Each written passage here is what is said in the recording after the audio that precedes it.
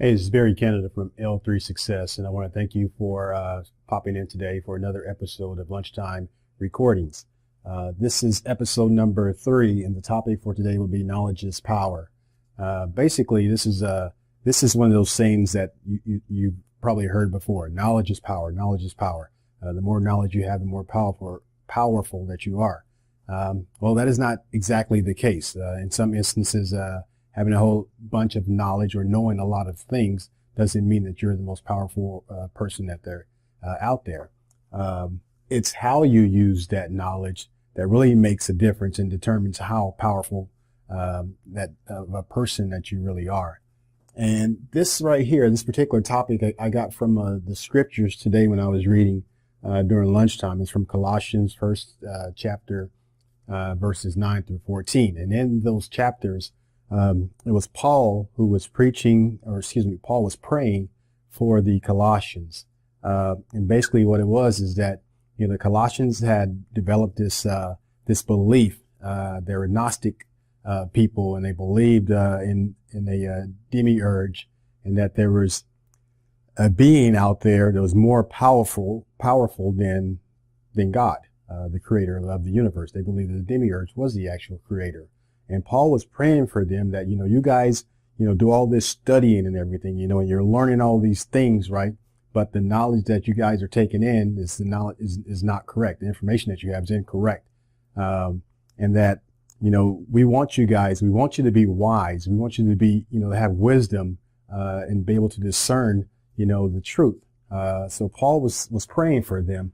And in that prayer, Paul was asking them, was telling them that knowledge alone is empty, which means that, just because you have knowledge or information of certain things and you know a whole lot of things doesn't mean that it's good. Okay. Essentially, he's saying it's not always a good thing. In their case, they had a lot of knowledge and they knew a lot of things, but they knew things that were being preached from a belief that was untrue. And basically, what he was saying is that, you guys need to know that knowledge alone is empty and that you need to be able to lead to a changed life. The knowledge that you have in your head, inside your mind, and what you understand is good only when it leads to a change in someone's life, your own life, or the life of those around you. And he also, in his prayer, was saying that knowledge of God's will through spiritual wisdom and understanding, and that bear fruit in every good work, growing in the knowledge of God, which means that, again, he wants them to be wise. He wants them to be able to discern what's right and what's wrong. And he wanted them to be able to change and understand that, we have a loving Father, a God who loves us, who wants to take care of us, and he wants to be able to take care of the Colossians as well. But the only way for them to understand it is for them to stop with their beliefs of this other power out there, or this other being out there, and take in the information from the Word. And that's what the Christians were preaching around that time frame. The Colossians failed to understand that. So again, wisdom, that's what he's praying for, wisdom, for them to rise up and understand. Because knowledge in and of itself is not power. It's when you use it to educate, motivate, inspire, and encourage, people to do something. You motivate them. Or you strike fear in them. And this is one thing I got from another video that I'll show you right after this, from Nifty Christian, which is a YouTube channel. And in there, he said the same thing about motivation and fear. Those are the two things that are more powerful than knowledge, actually. Because if you can motivate people to do things, in the military, that's what we say, motivation. You got to be able to motivate people to do a task, motivate that soldier to go over this hill and take out that bunker. It's motivation that'll get it done. Fear is another way of getting it done. Prison camps, when you think of prison camps, and the prisoners are there who try not to escape, and the reason why is because they fear that if they do try to escape, they're going to get killed.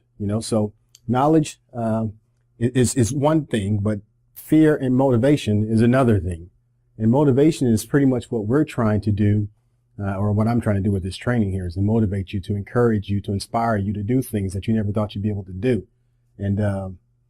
And those things are powerful. Motivation and inspiration and fear, will be able to move people in ways that you never thought was possible.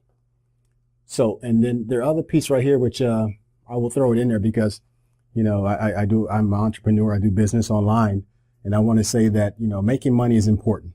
That's what we all want to do. We're all business people out there. We want to make money. We want to be able to earn and take care of our families. But, if it means nothing if it's not used to change people's lives, which means that, stuff like this that we do in order to give back, information to people, to help people grow and learn and understand, is one way of doing it. You earn money, and then you put it back into the community. You put it back into the people out there. You encourage people. You motivate them. You help them grow. You impart knowledge on them so that they are able to be better people as well. So, and I live by that. I believe that, wholeheartedly that, it's not about the money. I've said that many times before. Money is a resource. Money we need in order to do certain things in life, but it's not as important as being able to encourage people, to help people, and to lead people in a positive direction. So that's pretty much the lesson for today. Knowledge is power. Yes, it can be power if used in the correct way. One more thing I want to ask you guys to do for me before you go is that I have 3 websites here that I went out and purchased for this particular archive of my lunchtime recordings here. I might just go ahead and keep it lunchtime recordings, but I want you guys to make the decision for me. I have lunchtimerecordings.com, lunchtimemotivation.com, lunchtimesuccess.com, or none of the above. Check block. Which one do you think that I should use for these archives? It might end up using all of them, but if you were to go search for this, which one would you want to use? Okay. I would appreciate that. It would really help me out to narrow this thing down and start getting the archives up, or the recordings up, and create that, the archives. This is number 3 of many to come. I appreciate you taking your time. I have another video that's going to follow right behind this, which is the Nifty Christian. You're going to like this. It's about 2 minutes long.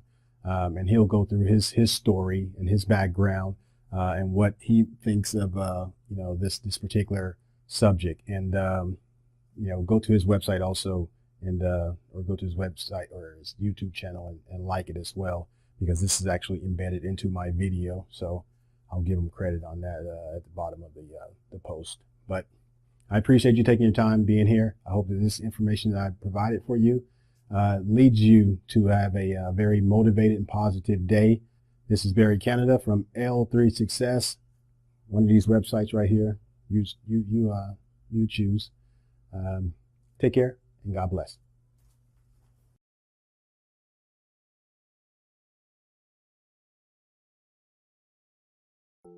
I heard stories of this rapper dropping out of school and becoming wildly successful, selling millions of records. So I wanted to be a rapper. I didn't have any appreciation for the educational system. I didn't want to be in school, but my mother wouldn't let me drop out.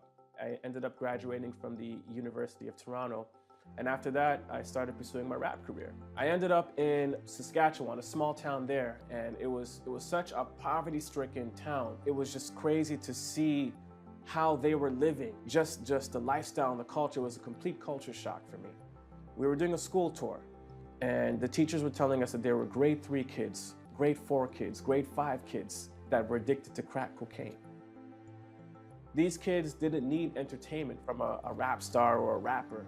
They needed motivation. They needed inspiration. And it just so happened that their system couldn't play any music. I decided that day that I'm not going to rap to these students. I'm not going to try to entertain them. No.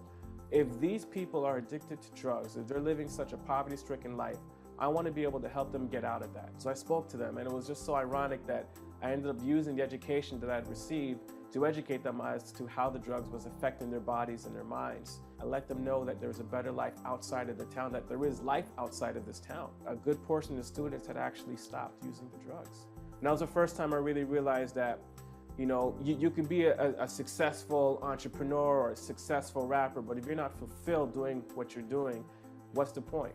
If you're making all this money, but you're still not happy deep down, then what's the point?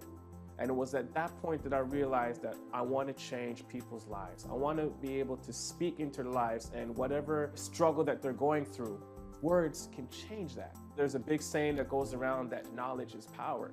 Motivation and fear are power. If knowledge was power, everybody would be skinny, everybody would be happy, everybody would be rich. Fear is powerful. Motivation is powerful.